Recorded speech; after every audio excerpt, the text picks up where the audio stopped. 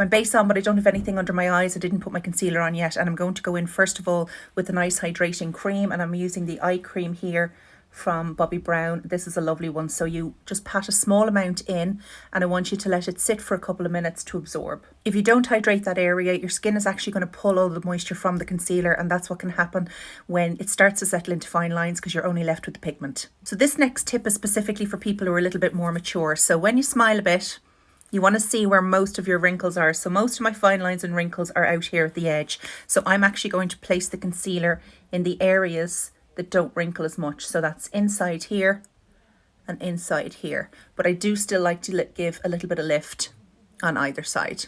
Now I'm going to let that sit for a minute or two. And the reason I do that is when it sits for a minute or two, it dries down. You're going to get more out of your concealer. It's going to be a little bit more dense, so you won't have to use as much, but you'll still get the coverage. And then you can either use a brush or you can use a sponge. My preference is the sponge, but I'm going to show the brush on this side, where you're just going to look up and you're going to pat in that concealer. Now we're going to powder. Have a quick look, see if anything has settled into any lines. If it has, tap it away, and then I want you to get a little bit of loose powder. Look up again and press. Let me know if you try it.